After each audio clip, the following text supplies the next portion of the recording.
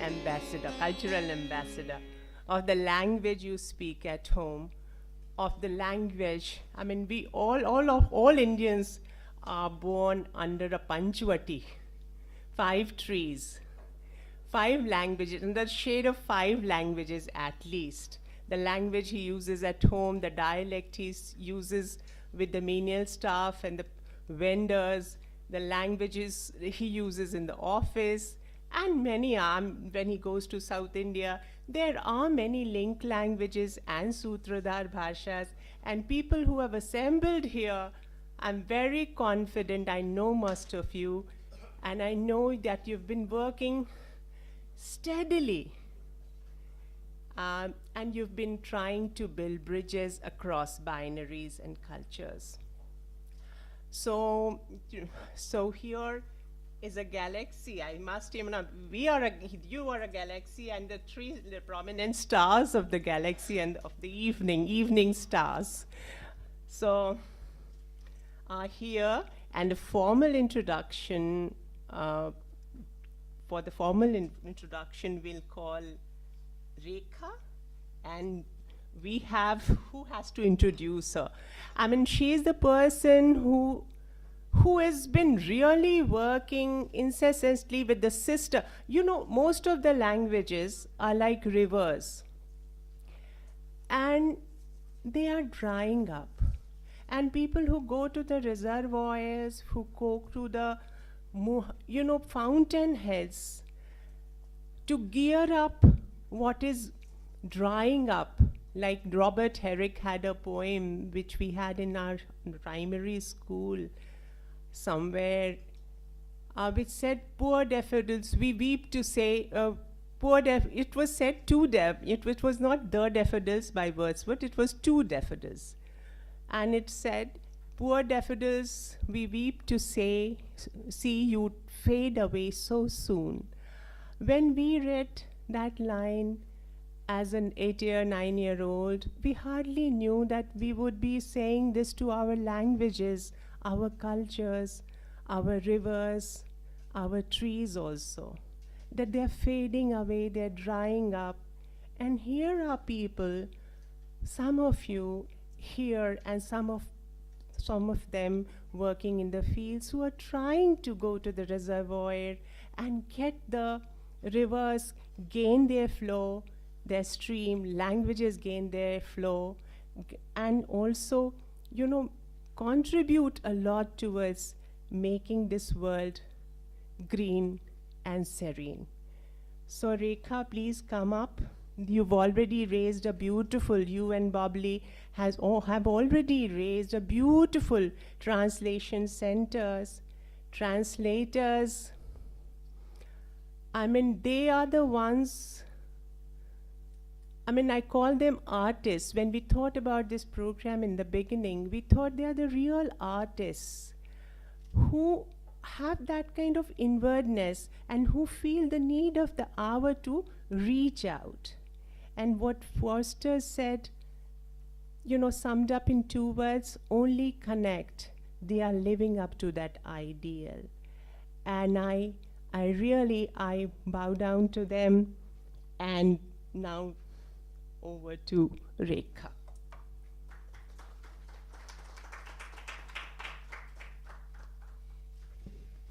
Thank you so much, Anamika Di, as I love to call her instead of Dr. Anamika. Actually, it has been a beautiful process. The whole process is at times much more enjoyable than what you get the final product, so as to say.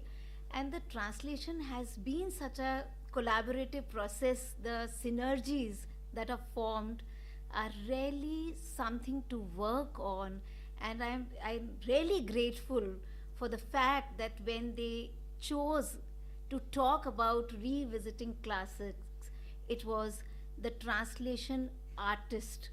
And I see when they say the artist, so that means it holds a lot of promise, because then the synergies of culture, heritage, language, they all come together. So I congratulate the POIESIS Society for this endeavor, and Dr. Anamika for spearheading this movement, I should say, if we can make it one. So, very good evening to all of you, and I welcome you to this program, which is second in the series. And the artist for today is Dr. Babli Moitra Saraf. The session is being chaired by Dr. Sukrita Paul Kumar, and I have a very, very close interaction with these two people. So, it is actually my introduction is like सच कहूँगी और सच के सिवा कुछ नहीं कहूँगी. So I'm very honest and deeply insightful into their work because I have seen them negotiating the culture and language while working on several. Dr. Saraf will share her journey into the translation, and it has been a multifaceted journey. So has been Sukrita's. And what is more encouraging is that these both people on the dais are inspiringly infectious because they keep inspiring others as well, and I have been one of the beneficiaries of their efforts. So I would say that they have what they have tried at college or university is for the people to think about translation a little differently. In that sense, we can say that they have in fact re-envisioned the whole idea of translation. And I think very recently it has been so that an Indian concept, otherwise it used to be कि who is primary, the author or the translator, मतलब इस सृष्टि का ब्रह्मा कौन है. So it always has been the writer or the author had the primary position in this, and the translator's position was secondary. But these people have endeavored to bring it to the front line and to nurture the kind of plural cultural traditions we have. I think it is an absolute must. So I think translation is all about transcending physical and geographical boundaries to breathe some soulful life into another existence while eliminating the other. So I welcome all of you and our guests on the dais. And with these words, if I formally start introducing the guest today or the panelist, I would like to introduce Dr. Saraf first and foremost as the principal of IP College, University of Delhi, who is not merely an administrative head, but a lover of languages, connoisseur of art and tradition. With her privileged position, she has started 6 learning resource centers in the college dedicated to heritage, music, environment, interdisciplinary studies, and of course, Translation and Translation Studies Center. We call it TTSC. So, all translation scholars are welcome to share their expertise at our center. We have had big international names such as Judy Wakabayashi, Edwin Gensler, and Siri Nargad at our center, and also our own scholars like Sukrita is one of them. She has been with us since the inception of the center. Harish Trivedi, Indranath Chaudhary, Mrinal Miri. This center brings out an annual journal of translation called Code, and we have published 4 volumes. And this is a project, basically it's a student's journal, so it is to encourage students and the faculty to work into such projects of translation. I purposefully started Dr. Saraf's role in building up Translation Center brick by brick because building institutions is far more difficult than building individual profile. However, she has an equally illustrious individual profile. She taught at Ramjas College, University of Delhi for 29 years before taking over as principal of Indraprastha College in 2009. She has studied at the Corso Superiore at the Università per Stanley at Perugia, Italy. She has taught Italian at the Istituto di Cultura dell'Ambasciata Italiana at New Delhi. Forgive me for my pronunciation if I'm going wrong.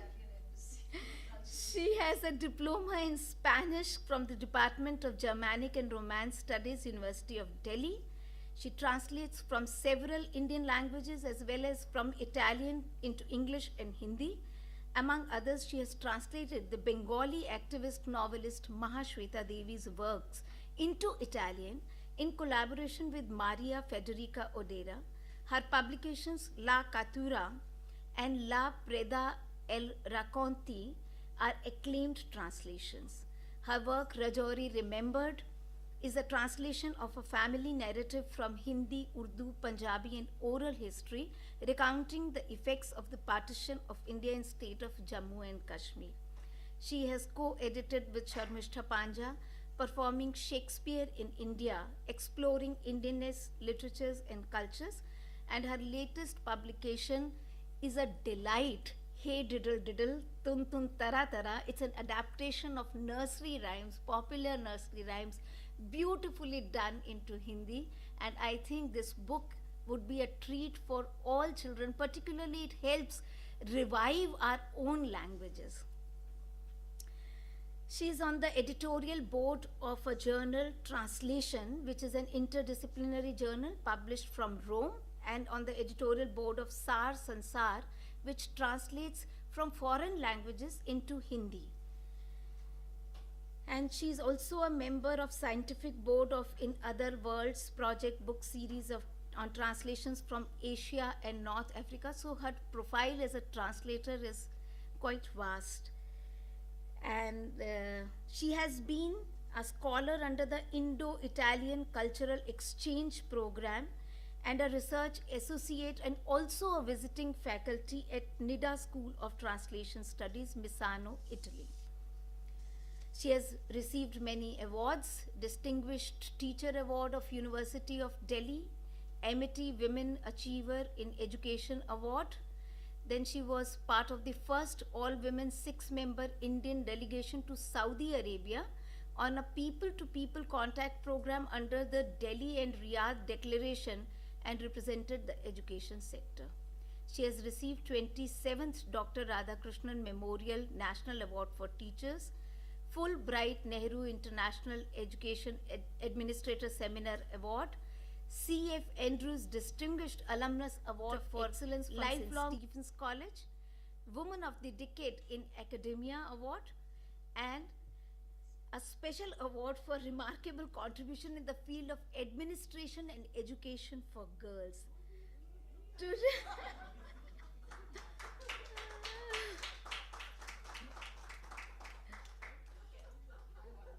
Today, Dr. Saraf will speak on translation, culture, and the freedom of expression. Now I would introduce Sukrita.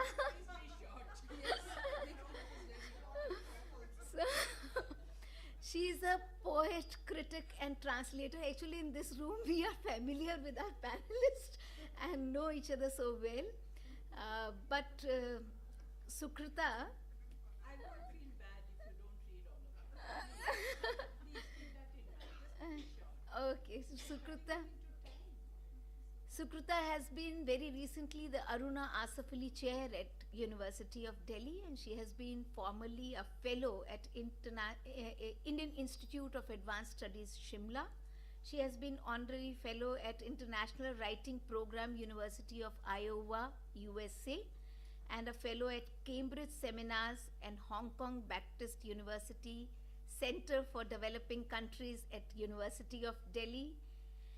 I would like to introduce her as a poet first, and her major collection of poems are Oscillations, Apoon, Folds of Silence Without Margins, Dreamcatcher, and Untitled. Untitled is very special to me because I translated that collection, which is published as Samay Ki Kasak. And Gulzar has translated Sukrita, and Hindi poet Savita Singh has translated Sukrita. And Gulzar has emphasized on this. There is a strange Hindustaniyat in her poetry, and so her poems are called Poems Come Home. So she has critical publications on narrating partition, conversations on modernism, to name a few, and she has edited anthologies on Ismat, her life, her times, and co-edited other anthologies about Asian women's writing. So her basic fora of writing and editing has been the South Asian cultural studies and women's writing. So I hand over to Sukrita, and again a warm welcome to all of you for this interactive and fruitful session. Thank you. Thank you very much, Rekha. I think this has been really huge, this introduction, but I guess there would be some people who may not have known Babli or maybe me. And I think we should just shut up and close the shop now, because you know us enough. Don't you think so? However, Anamika, you'll be disappointed if I close the session. So it's for your sake we'll continue, right?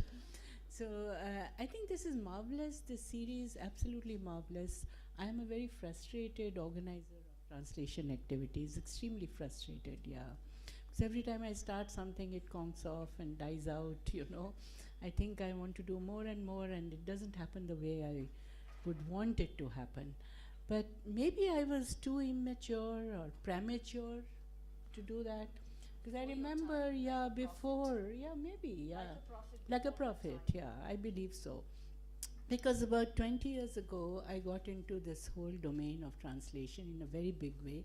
And I owe it to somebody like Geeta Dharmarajan to get me impassionedly involved in that. And then, of course, she moved away for a little while, and now totally, and I was stranded, and I tried to sort of build up I'm not an institution maker, so that's my problem, but yeah, I have been actively involved in it. And I think all of us who are actively involved in translation, even if we are not into the act of translation, I think it's very pertinent to be really dealing with questions that come up while translating, and not take it for granted in a very, very romantic way, saying, oh, if I love to translate, I will translate, and that's it. I don't need to know anything more about it. So that has been our problem in this culture. We haven't really academically and even otherwise engaged with the act of translation. We haven't theorized enough. There is a need for theory also. There is a need for theory to be built up alongside the act of translation, even if it is to achieve freedom of expression. Freedom with a responsibility. Freedom doesn't mean licentiousness. It doesn't mean a hedonistic kind of a foray into, playing with words. So even if it is adaptation, translation as adaptation, it has to be avowedly an adaptation. You have to consciously write maybe a foreword to the letter, or not a letter book, a foreword or a preface or a prefatory note which is going to say, look, this is a choice I'm making. It's going to be a translation which sort of implies fidelity of a certain kind, yes, but it's also going to go into adaptation, because translation also has to mean connect, which means for connection purposes sometimes adaptation culturally needs to be done.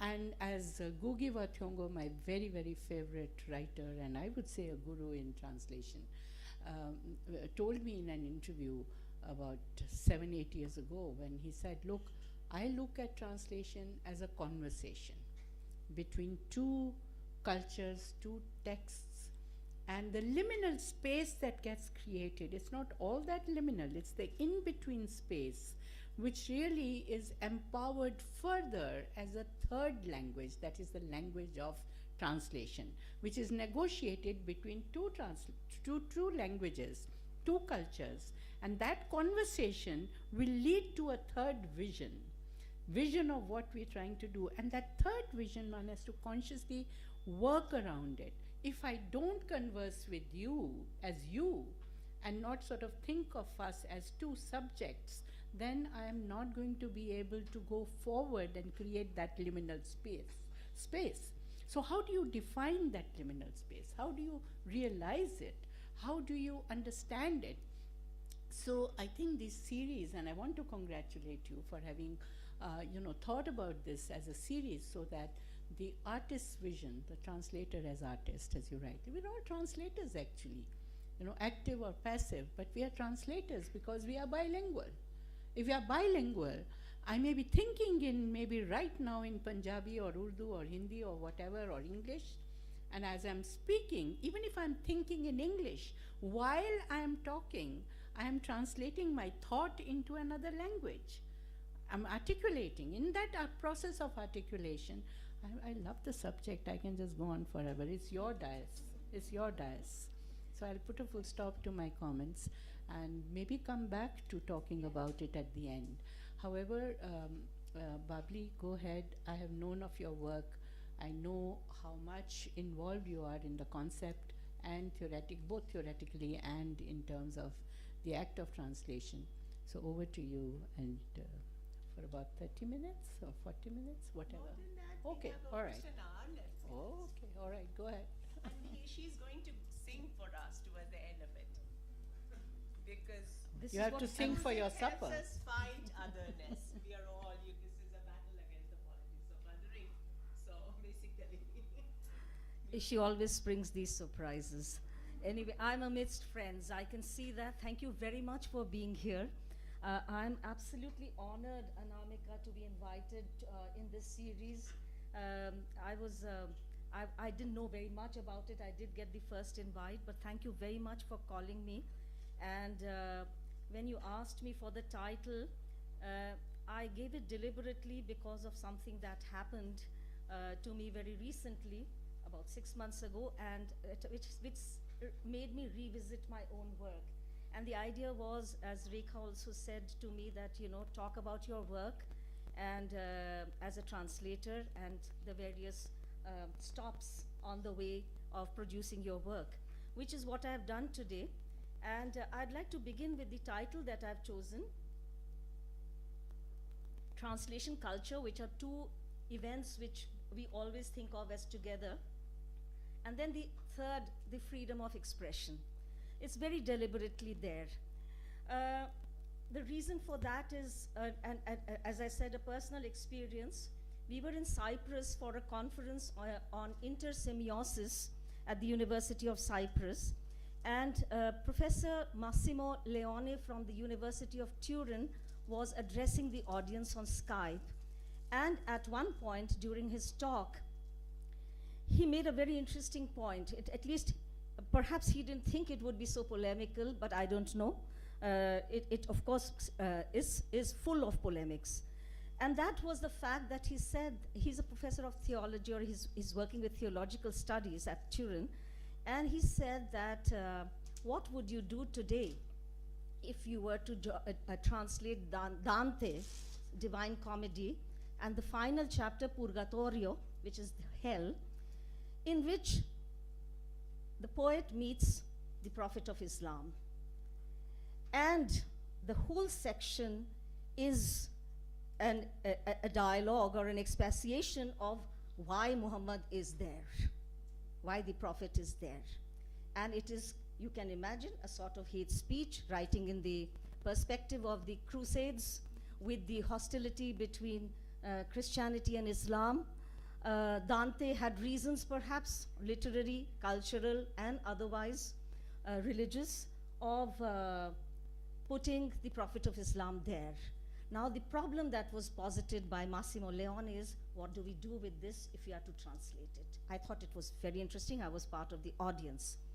And he said that, I don't know how to resolve this problem, but we need to think about it. These are ongoing situations of conflict. And what do we do? And so maybe we can drop that section, or we can rethink it, or we do not take it up for translation. He gave several alternatives, all of which I do not remember right now.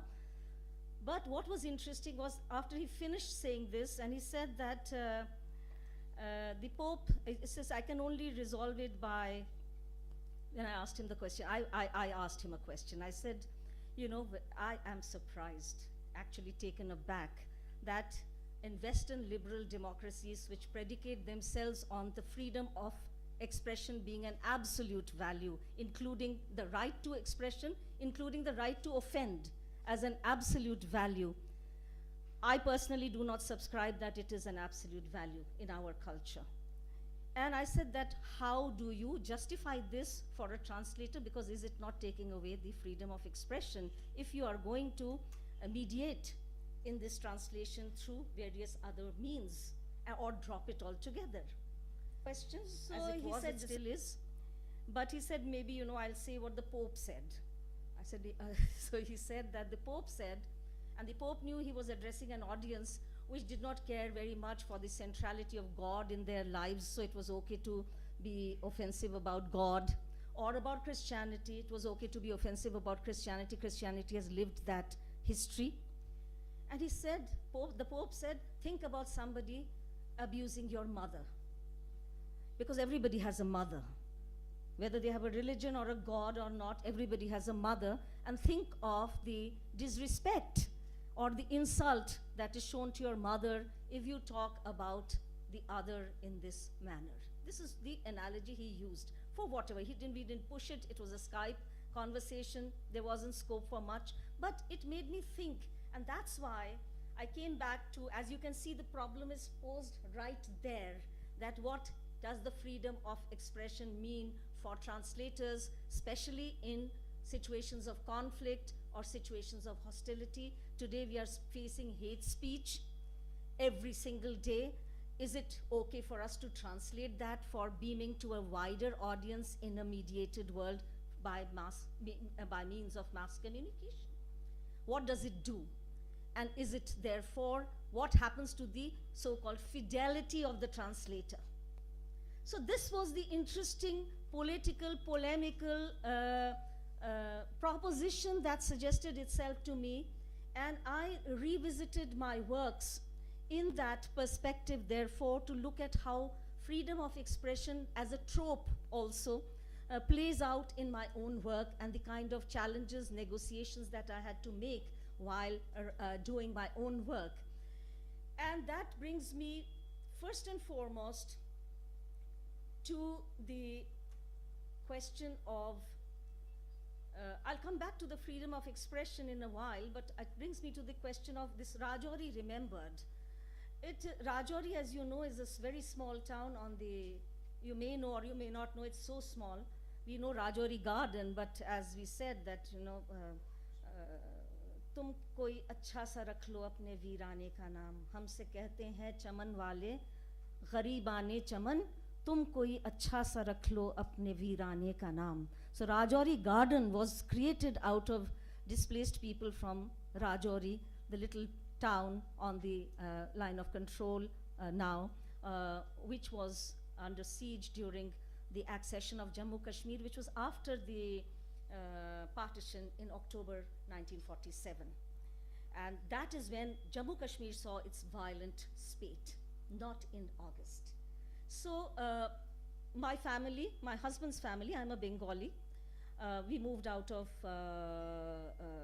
I'm a Dehelvi. 1933, our family came to Delhi. My mother's family came much later. But this whole experience of partition was constantly, this experience of the loss of Rajouri was an immediate and urgent part of our everyday in my husband's home. And this became a reason for me to write, because they wanted, my in-laws wanted to articulate that experience. My mother-in-law suddenly passed away in 2006, and in 2006 my father-in-law felt her loss so keenly that, and it conflated with the loss of Rajouri, because people kept coming in from there. And so the story was renewed for me, and I said, okay, just to calm him down, that you tell me, you write about it, write your memoir, tell me about it, and I will. Says, agar मैं लिख सकता, my mother-in-law says, अगर मैं लिख सकती तो मैं लिखती, इसका बयान करती. My father-in-law also said the same thing. I said, मैं लिख दूंगी, आप बोलिए, लिखिए. उन्होंने लिखा. जब मेरे सामने वो narrative आया, when I got the narrative, parts of it was written form, parts of it was pamphlets from the time, and I put it together as an editor. I grappled with the problem, because 2007 is the time when the book came out. It's a self-published book, because somehow we got the sense he's not going to live for long, and there was no time to negotiate with publishers and so on and so forth.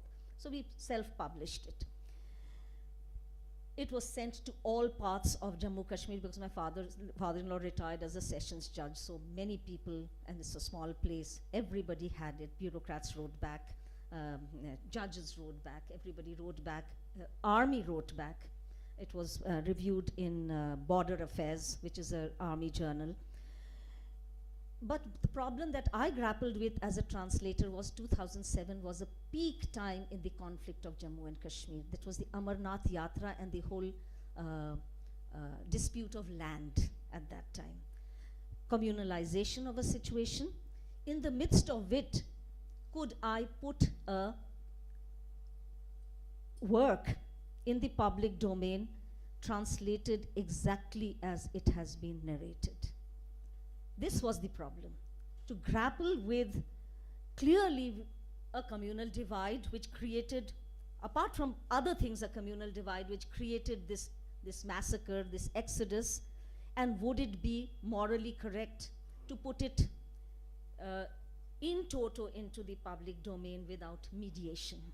That was my problem as a translator. So I quite understood when Professor Massimo Leone was talking about this ongoing situation of conflict and the translator's freedom of expression.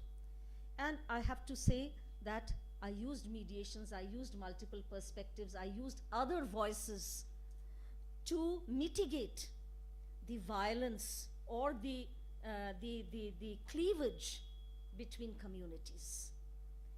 And I have to say that by all accounts, it was successful because everybody, people from all communities wrote back to say that, you know, it was well received, let's put it there. So this was the other, this was the immediate fallout of that freedom of expression engagement. Coming back to a very, very alive debate at the time when we were in Cyprus. I say we because my colleague Vinitha Sinha is here, and we were together in Cyprus at the conference on translation and intersemiosis. Delhi itself was engaging with the freedom of expression, right to freedom of expression debate for a while. Not just Delhi, our own country, in the midst of everything we still are. And constantly in my mind, I engaged with this. And I want to say that perhaps when we are often co-opted into democracy, the democratic ideals, even from thinking of them as absolutes. And I want to say today it might generate huge criticism. I've said this in another forum a few weeks ago, and it did not generate huge criticism, so I'm emboldened to say that language itself, the structure of language itself and its usage restricts freedom of expression. The tu, tum and aap and other declinations of language create the cultural context within which you use language. कोई student मुझे आके तू नहीं बोलेगी, regardless of her freedom of expression or her right. So the right to free, and we, at least I was born in 1957, growing up in a post-independent India, we were extremely conscious of not, or extremely sensitive about not offending the plural society that we inhabited, for whatever it was worth, to not be offensive. Even today, when we traveled in Kashmir and we were going past and we are meat eaters, and you know, my family salivated over all that meat that was on the roads and so on and so forth, and then the dhabas, driver said, ye aapke matlab ka nahi hai, which means that, you know, this may be beef. There is a cultural sensitivity which is inherent in us, which prevents us from serving pork to a Muslim guest or non-halal meat to a Muslim guest, and vice versa. That's been my experience. So I am intensely conscious of inhabiting a location in my own culture wherein we are sensitive and we do not give ourselves the right to offend. In fact, we are very careful about not offending, and freedom of speech or freedom of expression or right to freedom of expression are things that therefore I feel are contextualized. These are contextualized ideas. There are certain contexts in which these freedoms may become absolute, but it cannot be my human right in the Charlie. I was very, very critical of the Charlie Hebdo situation. I mean, I don't think that people have a right, anybody has a right to trample on other people's sensibilities, especially if they create the violence which undermines democracy and liberalism itself. I mean, it's a vicious cycle as I see it politically. So this is what I have been thinking about when I think about freedom of expression. In the classroom, yes, you can ask me any question. Everything is permitted. In the academic institution, all debates are there. In fact, it was ironical that on March 1st, 2nd, and 3rd, when the entire university was on fire about whether it was possible even to have a freedom of expression, we banked on the innate elitism and snobbery of our English-speaking press and the English-speaking university or Anglophile university student and professor, and held a Hindi Mahotsav in our college on March 1st, 2nd, and 3rd with the entire spectrum or political spectrum of writers, poets, thinkers right there, one eye on the gate so that it would not be vandalized, not a word in the press. I counted on that. क्योंकि हिंदी में था, कोई नहीं report करेगा. We had I mean, everything that a university should be happened in IP College. A brilliant exchange of ideas, polemics, arguments, fights. You were there, Anamika, you were there, many people were there, and this is exactly what happened. Not a word was reported. Right? So there are things that we have to explore when we, sort of jump up in arms about this. Dr. Aruna Gupta was there. It was a fascinating period. So it was wonderful for me. I wrote about it for my colleagues, of course. Intense engagement, including the right-wing ministry or with freedom of expression and what's happening, and oh my God.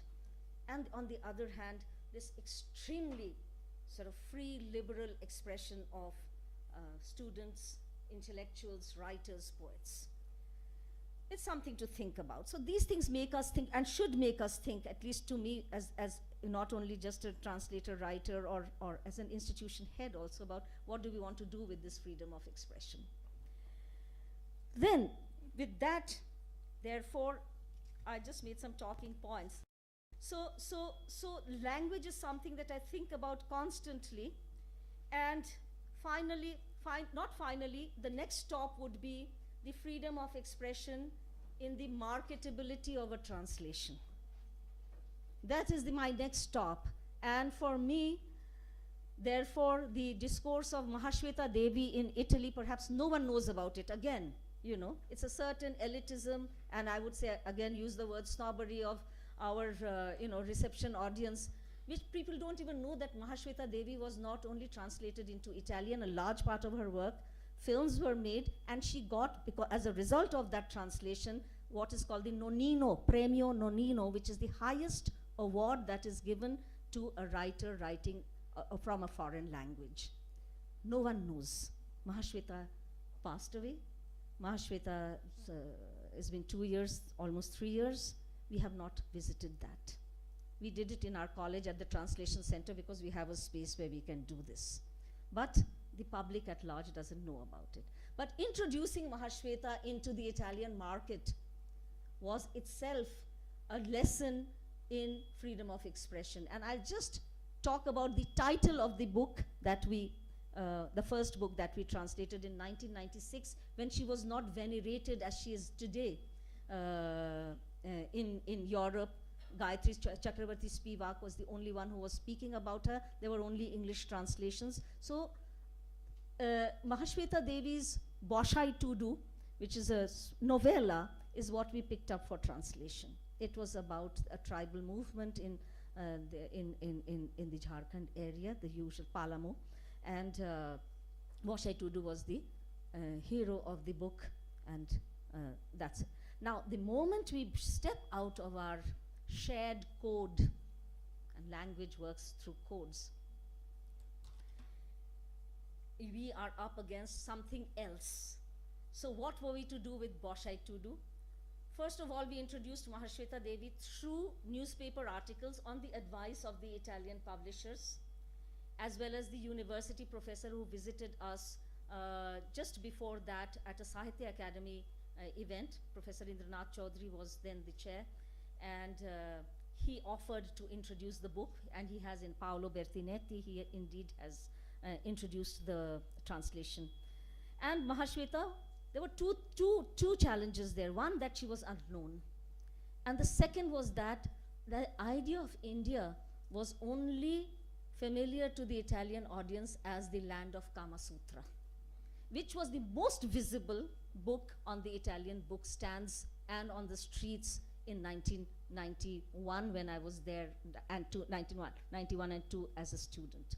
Nobody knew about anything else. There's certain Orientalist, the usual Orientalist debate, and also the exoticization of India as this land of, not just nature, yoga. Yoga actually is a hugely exotic attribute of India, which the world knows, and finally somebody has capitalized on that and reappropriated it. However, so we look at, so this was it, we had to break that stereotype.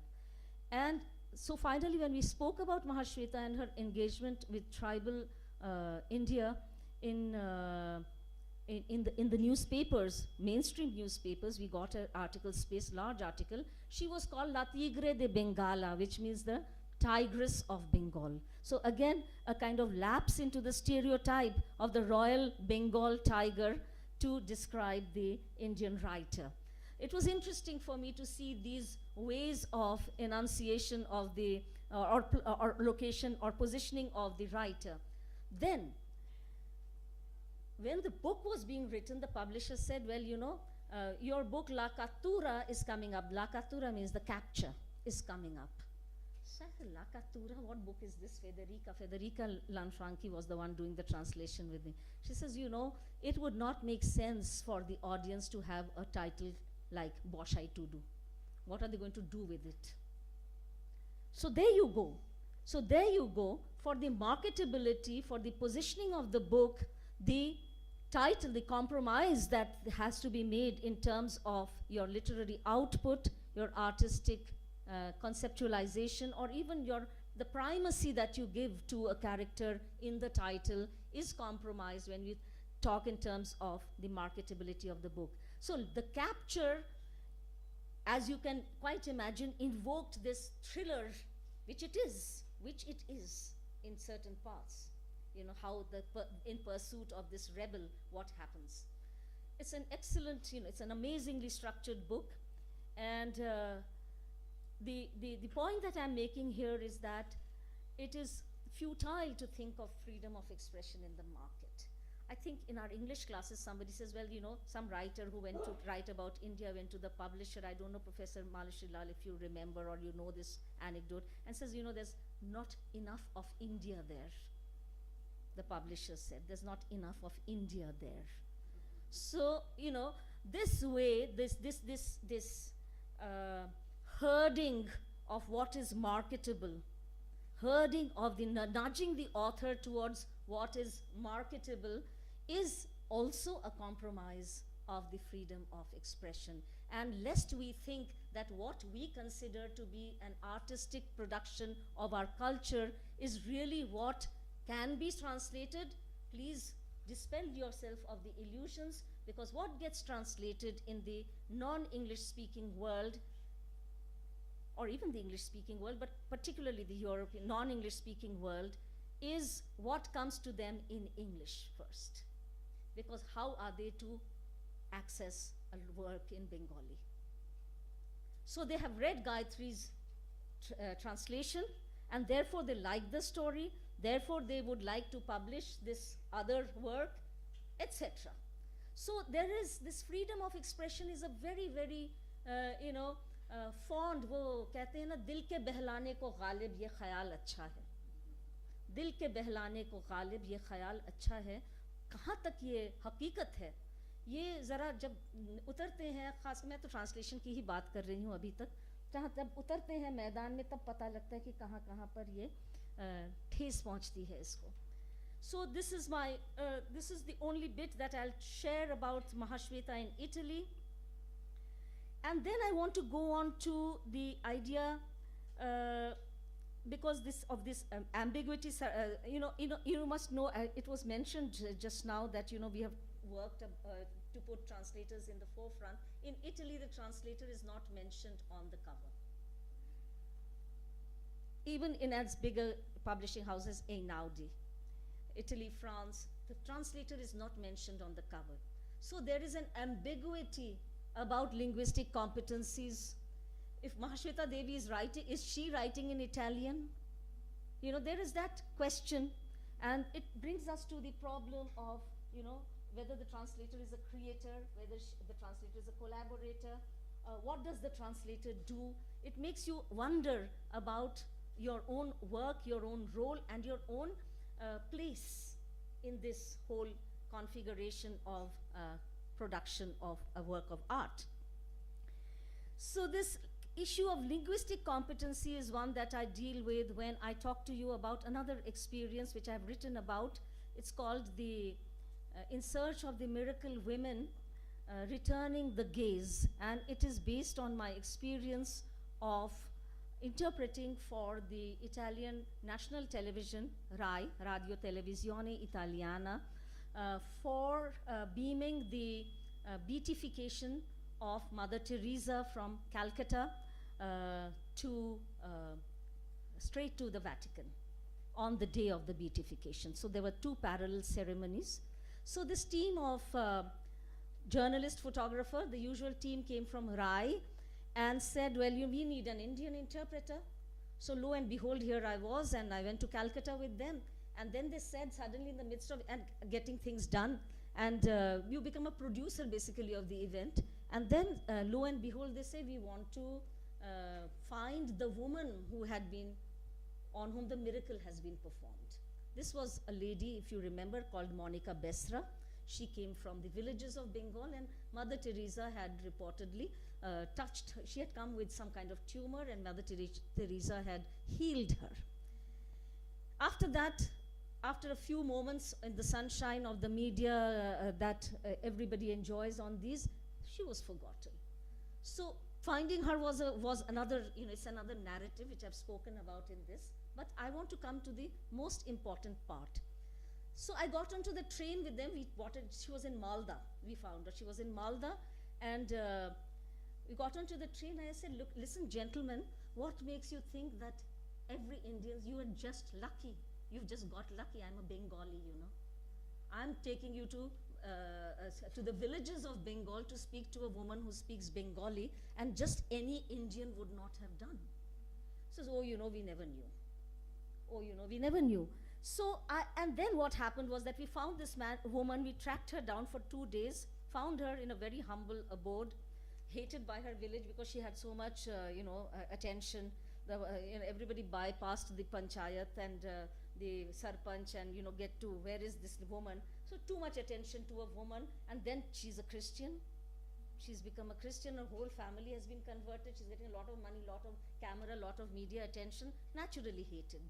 So in this house we landed up, and these gentlemen with me with cameras, both white men, with a video camera and a microphone, and I want to tell you, so they wanted to interview her. So I'm just reading this bit. The first question comes in Italian. It is addressed to her through me, but I'm not in the frame. The journalist is required to be filmed looking at her with the microphone in her face, ready for her answer. So here is the microphone, here is the woman. And I'm out of the frame. I just ask her to translate the question and ask it. She breaks into a sweat, casts down her eyes and clams up, hyperventilating. We wait. From the margin, it is obvious to me that she's not going to speak to the men. But professionally, it is not my call to step in, because as an interpreter, you are only supposed to do your one-to-one interpretation and not make any intervention. And actually, this was a very path-breaking article, even in the literary sort of history of interpretation, because I talked about the subjectivity of the interpreter. Anyway, let's come back. But professionally, it is not my call to step in. I realized then that it is not going to be enough for me to translate questions into Bengali, but I would have to wait to be asked actively to intervene. The journalist finally hands me the microphone. Now I am scripting the story. I seat myself on the mud floor at her feet.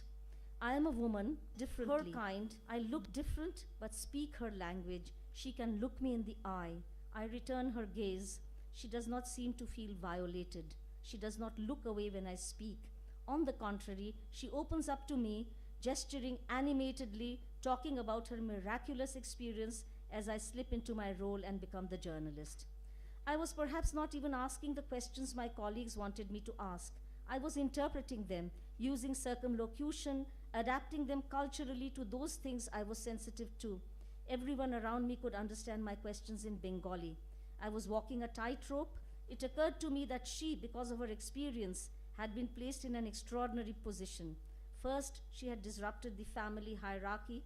She had become more prominent and important than her husband and the other male members of her family who now stood around her. This must have been difficult to accept. Then, after her experience with Mother Teresa, she had converted, become a Roman Catholic along with her husband and children, a move which must have been harshly judged and received with contempt not only in the family but in her social context. Big money had changed hands or was going to come, ran the charitable and predictable neighborly speculation. At the same time, she was the village's chosen one, not so much perhaps by God as by other perceived centers of power, the TV, smart journalists from town, the news, the white world. She was singled out, she traveled abroad, she was given special treatment. She, and not the village headman, was suddenly the one people wanted to talk to, and she was a woman. There had to be mixed feelings surrounding her. When I asked her a question in Bengali, I had to negotiate all these issues, which bore down on me from all sides, from personal conversations, unsolicited opinions and advice, freely and helpfully given. I had to formulate my queries carefully so as not to hurt sentiments or provoke hostility or make her vulnerable in more ways than I understood she already was. I conversed with her, my compatriot, so much the same, yet so different, so distant from me, yet so close. We belonged to the same sex, the same region, spoke the same language, and yet between us stood entire civilizations. She invoked a fierce loyalty in me and a determined detachment. It was evident that space, both personal and social, is not gendered in the same way for all third world women, nor is identity. The two third world women now in conversation demonstrated the complex interplay of gender and class, etc. So as I was saying, that the freedom to express is mediated by so many things, So this is another one, and as I said, that this sort of, I presented it in an international audience, and the first objection was, but the interpreter does not have a subjectivity. And then he said, no, but we do. Otherwise, this would not have been possible. This conversation would not have been possible. So let's wake up. Let's wake up in contexts where language is used and applied.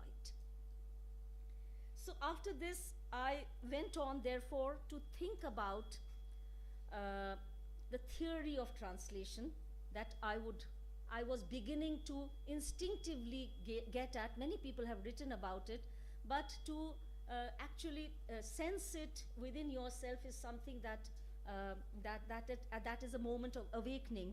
And theorizing on translation as a translator and a student of culture from India with its hydra-headed linguistic reality, my fundamental question in the peer domain of experts has been, how do texts travel in a context of mass illiteracy?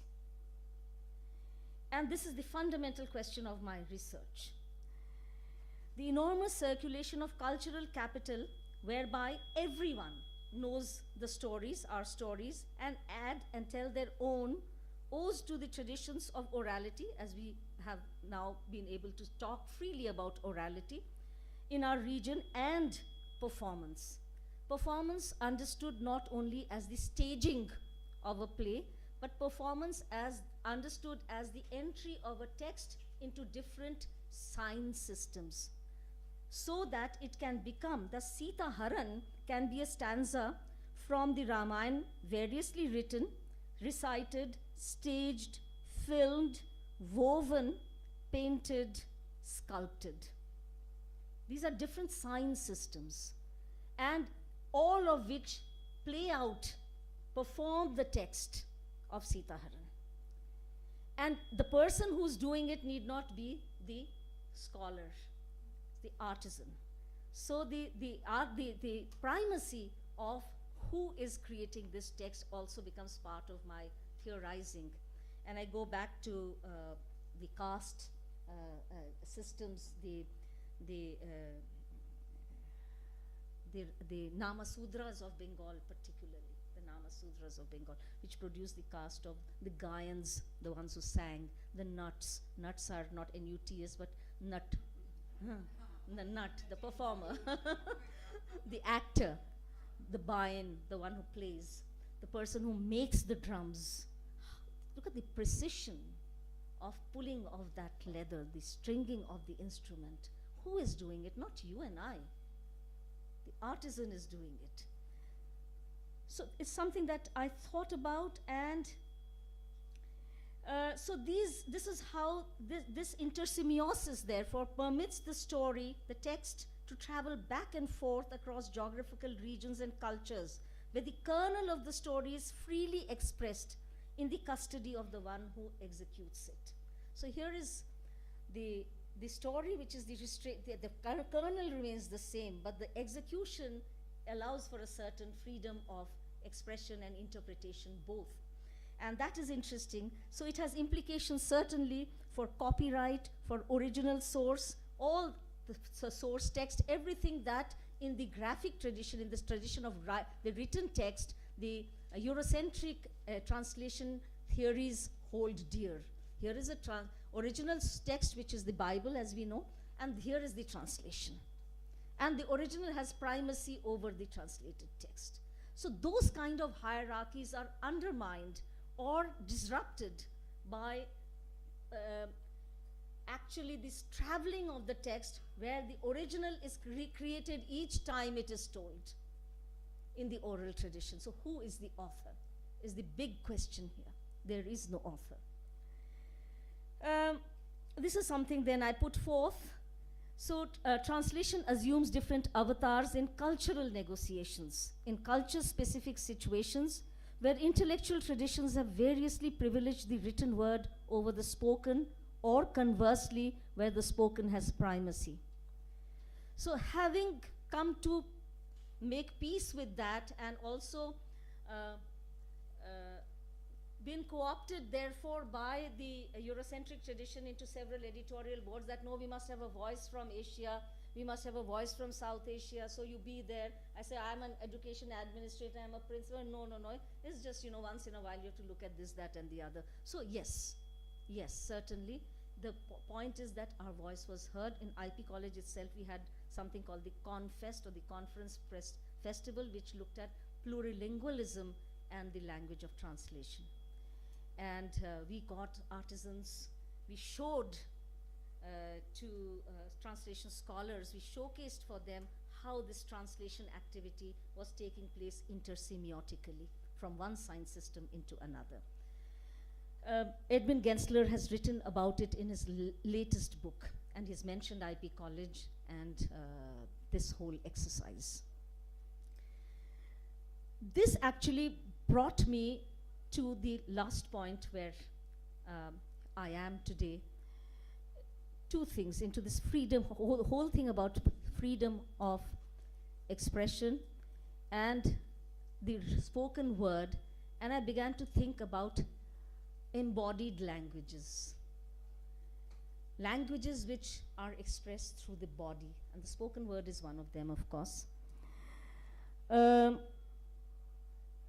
The spoken is an embodiment expressed in speech, in song, in poetry, and the dramatic vocalization that lies in the potential of the human voice itself.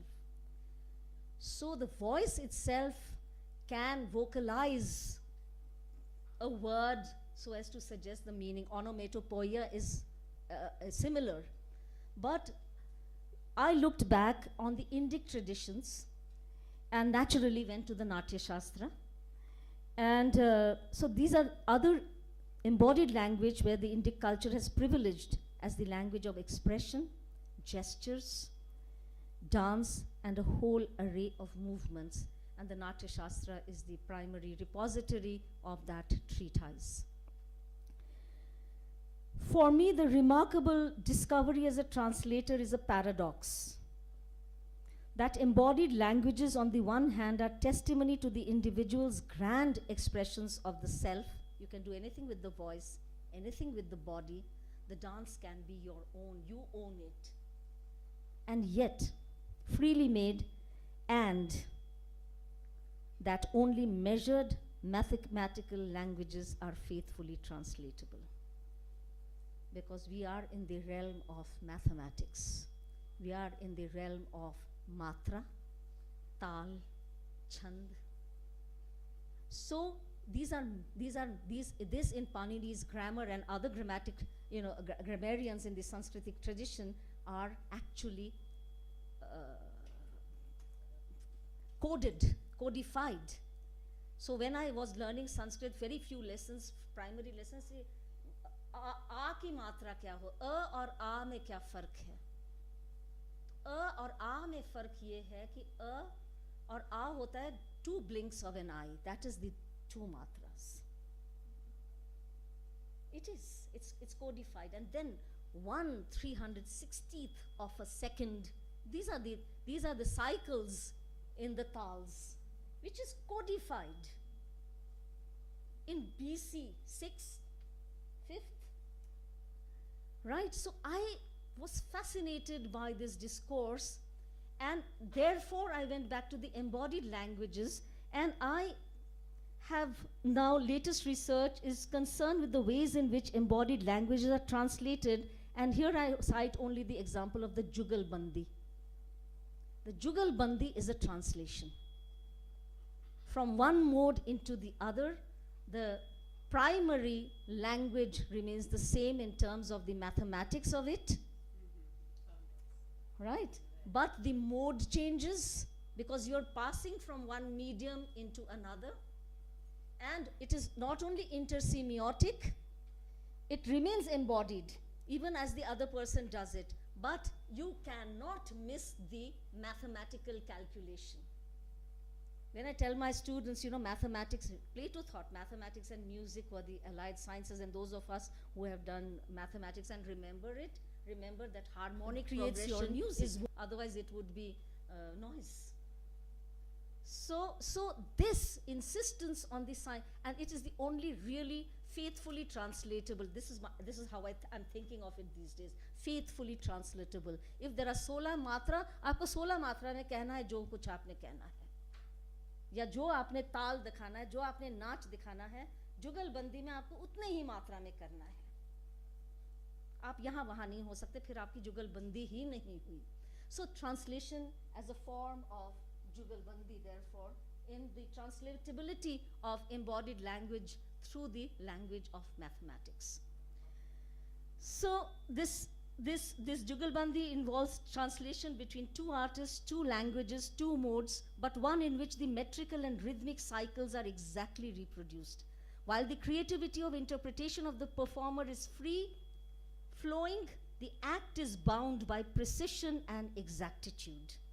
Ananda Ras is complete and sublime, and the appeal of meter and rhythm to our souls is one that I've discovered, therefore, not only in the enjoyment of songs and music and rhythm, etc., but also in adapting poems for children from English to Hindi. And it is with this and a translation of a song that I would like to conclude this presentation. So my latest work, which was Tun Tun Tara Tara Hey Diddle Diddle, right, is something that I grew up with my children with. We did it as a game. And it is not a translation, but it is contained by the rhythm of what is done. If you remember your Jack and Jill, I think we all do. Jack and Jill went up the hill, right? So I say छोटी छोटा उठा के लोटा चले हैं देखो पानी भरने फिसला छोटा लुढ़का लोटा छोटी भागी उसे पकड़ने. So so it is not it is not a translation, it is an adaptation, but it is contained by the rhythm, meter, and the flow of the original. Something like घड़ी बोली टक टक चूहा चढ़ गया झटपट घड़ी बोली ढंग ढंग चूहा भागा एकदम hickory dickory dock the mouse ran up the clock, etc. Right? Yes. And so on. So some of these is one, but I want to highlight an important element in this translation, which is that of illustration, and I was talking about intersemiosis, and this wonderful illustrated book, which was done in our translation center by our students. It was a project with me and the students of illustrating this book. The publisher could have got an illustrator, could have paid for an illustrator, but we wanted the student to do it. And she made this Rani, this is Pussycat, Pussycat, where have you been? And it is Billy Mausi, kahan gayi thi? Jaipur में रहती है रानी मिलने गई थी. बिल्ली मौसी तुमने वहाँ क्या क्या किया? कुर्सी के नीचे था चूहा उसको मैंने डरा दिया. So this, I frightened a little mouse under the chair. But our Rani is dark complexioned, not so white, and the semiotics of her boudoir is different. It's adapted. So you can see that even intersemiotic illustrations are also translations and offer an entry into the whole act of translation. And this is something that I presented in Hawaii, and the Chinese immediately picked it up and said, can we use one of these translations to say how you immediately recognize the Indian mama, she said, the Indian mama with the bun and the bindi, that she's Indian. So it's interesting ways that these texts are received by translators who are working in this domain. So finally, my current work on the Hindi film Song is also one in which I explore the seduction of embodied languages. We have introduced this, we have the autonomy to create a course in our college, which is a self-financing course, which is called BA Honors in Multimedia and Mass Communication. And we develop the module to teach it, to examine it, to evaluate it, etc. And there we have introduced in our film appreciation course a unit called the Hindi Film Song, because it was about time that we took academic, made accountability for reckoning of it. And I explore the seduction of embodied language in the voice and the vocalization of lyrics.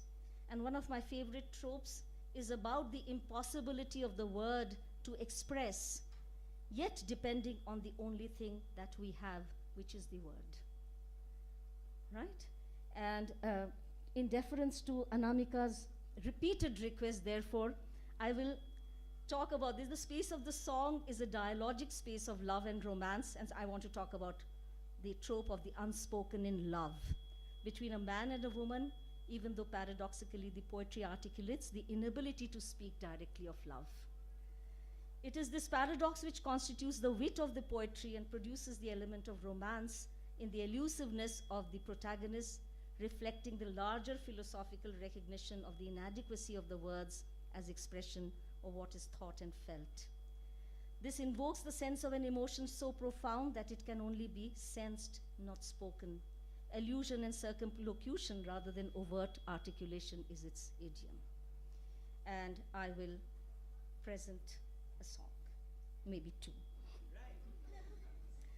So the first one is written by Sahir from a film called Girlfriend, by the way, and in 1960, and it talks about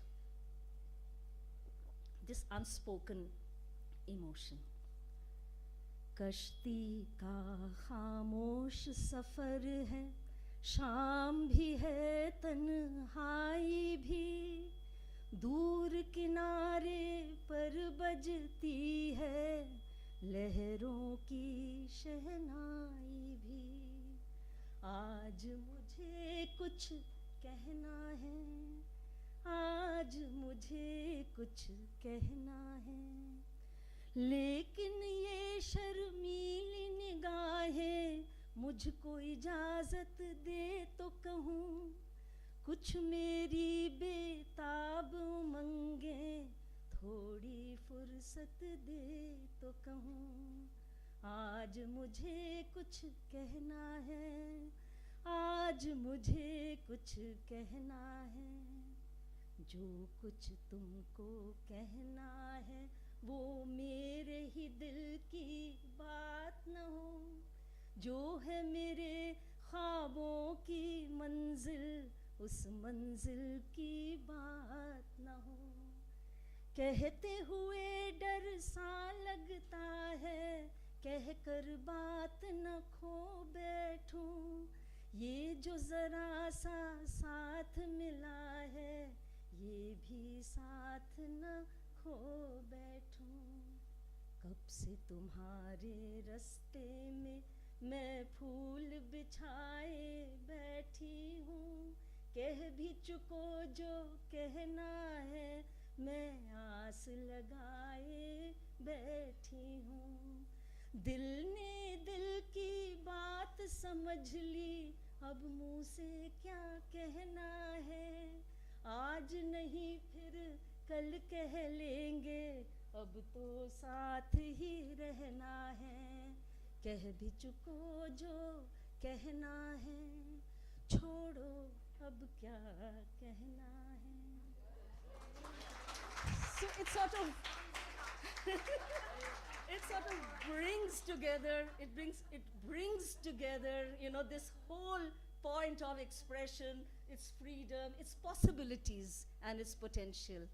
And the second one, I'll just touch on it, everybody knows it, which is जाने क्या तूने कही, जाने क्या मैंने सुनी, बात कुछ बन ही गई, जाने क्या तूने कही. I introduced this song in my translation class and said, इसको translate करो. जाने क्या तूने कही, जाने क्या मैंने. So you think translation is easy? No. बात कुछ बन ही गई. क्या कीजिएगा? Right? And you know, somebody from economics honors. So I thought it would be what's that you said, what's that I heard, etc. But we had our say. I said this, and she says no, but it did the trick. It was wonderful. This was a second-year student of economics honors. You know, in the translation center, we have students from all the courses, or anyone who's interested in language. And I said, here we are. And my favorite one was Darde Dil, Darde Jigar, Dil mein jagaya aapne. Darde Dil to aap keh denge kya hai, Darde Jigar ka kya kijega. And you go back to Richard Burton's Anatomy of Melancholy to say, you know, that jigar, the liver is the seat of the emotions. Liver is the seat of the emotions. So he said, the pain in my heart, no. And that's where the sensitivity comes out of individual sensitivity to language.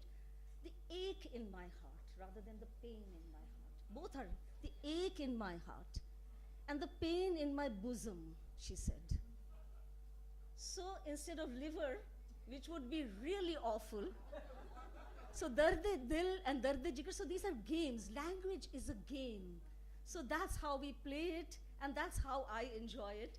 I teach this class, the Hindi film song, and it's of course a leg dem class, because the vocalization has to be demonstrated, and how when you say ud ud ke kahegi khak sanam ye dard mohabbat rehne do mujhe तुमसे मोहब्बत हो गई है मुझे पलकों की छाँव में. But the छाँव में is with a tal. There's a tal there. So this is it. This is the freedom of expression. This is translation. This is culture. This is us. Thank you.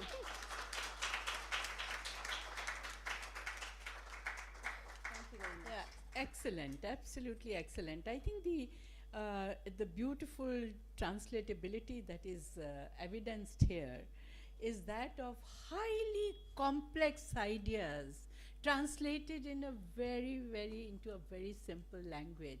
And we talk about playfulness.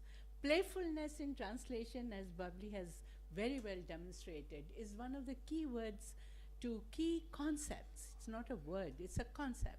How do you play with language? Unless there is competence, unless there is bilinguality, and that's what we are losing out on. Bilinguality. How to be able to have two languages. Nobody can be the master or not the mistress, Yet or the master have of this tremendous power in one sense. The word has the power. We talk about magical power of the word. From where do we discover it?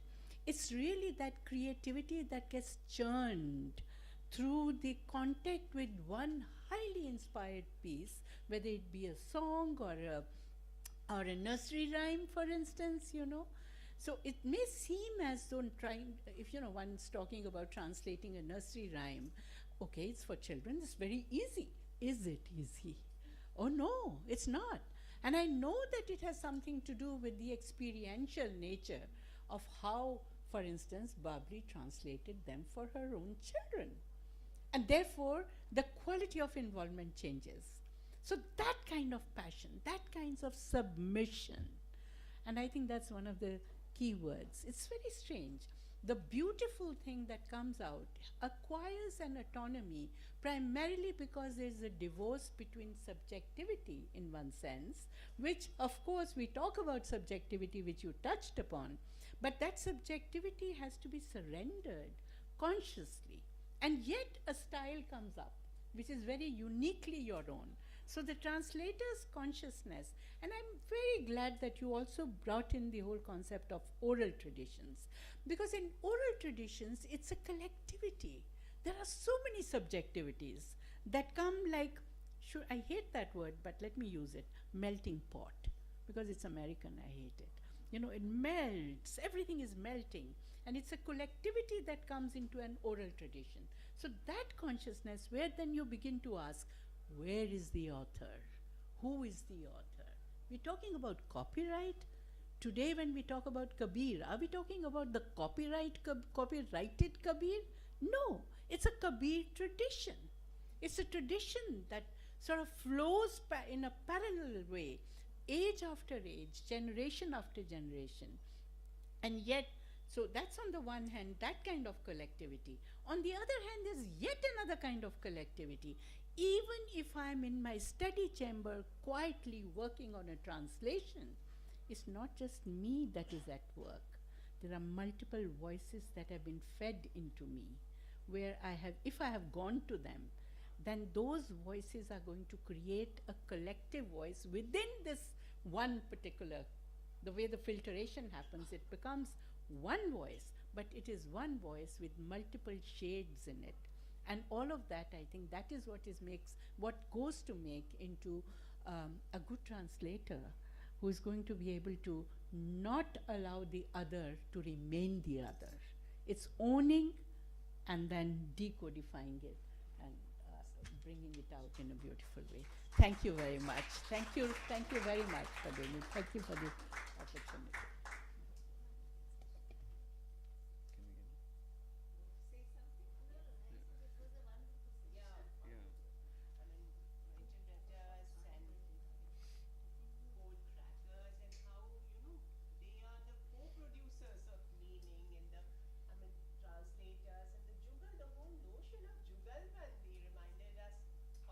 Khusro, Chap Tilak Sab Chini Re, Mose Naina Milai ke, is the two civilizations looking into each other's eyes, and how this Leela of China can be very brutal, and China could also be playful, playful.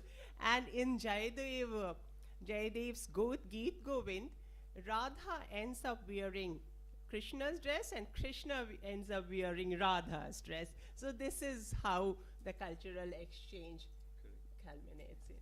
I mean, you want to thank them? Of course you have to thank them. What I'm saying is that, can you, sorry, Yes. But still, one word of a big thank you. I am so thankful to you all. It has been a wonderful evening full of glamorous intellect from teachers and professors of DU. And we are very thankful to you all. Please send us your feedbacks on this program. And also questions, my dear. Yes. You know, you all, we are a family of friends. And so it's a forum of dialogue. So we have to build up forum for the dialogue of heart. So whatever is bothering you, you're all practicing translators and bilingual writers. Whatever, I mean, is bothering you, whatever is hurting you, whatever you're facing, you know, please give them an email Yeah. ID. I would be texting you the email ID. Those who have not signed into the register, please leave your contacts and your phone numbers.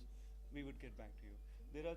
We need to thank the visitors today. There is something for Dr. Babli Moitra Saraf.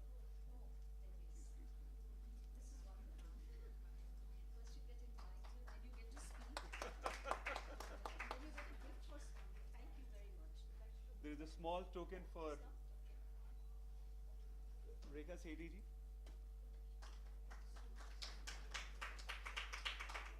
And for Sukrita.